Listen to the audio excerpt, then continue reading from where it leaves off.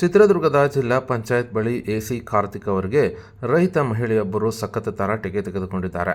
ಇನ್ನು ಚಿತ್ರದುರ್ಗದ ಜಿಲ್ಲಾ ಪಂಚಾಯತ್ ಕಚೇರಿ ಬಳಿ ರೈತ ಸಂಘದ ವತಿಯಿಂದ ಕಳೆದ 23 ದಿನಗಳಿಂದ ಕೇಂದ್ರ ಸರ್ಕಾರ ಭದ್ರಾ ಮೇಲ್ದಂಡೆ ಯೋಜನೆಗೆ ಹಣ ಬಿಡುಗಡೆ ಮಾಡುವಂತೆ ಒತ್ತಾಯಿಸಿ ನಿರಂತರ ಪ್ರತಿಭಟನೆ ನಡೆಸುತ್ತಿದ್ದು, ಪ್ರತಿಭಟನಾ ಸ್ಥಳಕ್ಕೆ ಮಂಗಳವಾರ ಸಂಜೆ 5 ಗಂಟೆಗೆ ಎಸಿ ಕಾರ್ತಿಕ್ ಅವರು ಭೇಟಿ ನೀಡಿ ಮನವಿ ಸ್ವೀಕರಿಸಿದರು.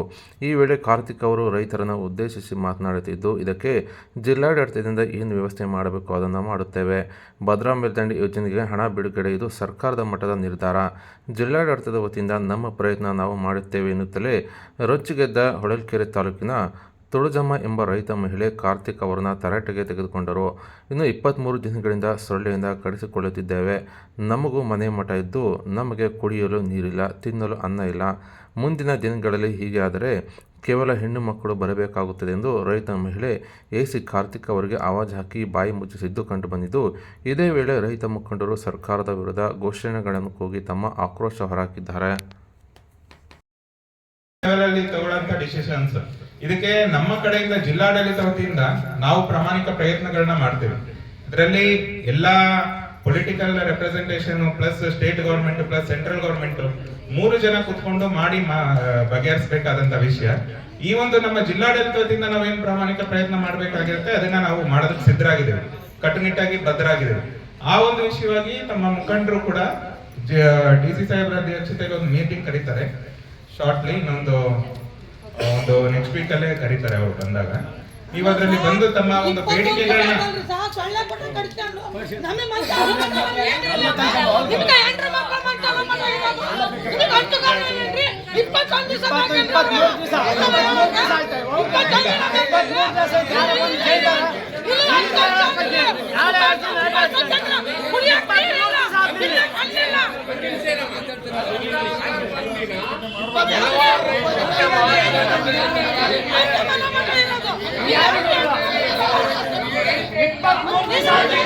ಈ ಸತಿ ಮೀಟಿಂಗ್ ಅಲ್ಲಿ ಚಿತ್ರದುರ್ಗ ಜಿಲ್ಲಾ ರೈತ ಸಂಘಕ್ಕೆ ರೈತ ಹೋರಾಟಕ್ಕೆ ಮಾತಾಡಬೇಡಿ ಕೂತು ನೋಡಿ. ಈ ಸತಿ ಮೀಟಿಂಗ್ ಕರೆದ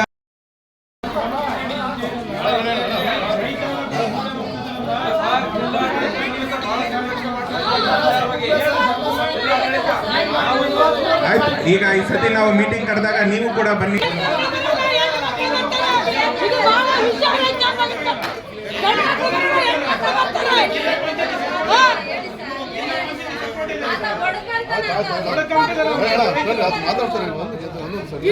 ನೀವು ಹೋರಾಟ ಮಾಡ್ತಿರೋದು ಇಡೀ ಜಿಲ್ಲೆ ಒಳ್ಳೆಯದಕ್ಕೋಸ್ಕರ ಅಲ್ವಾ?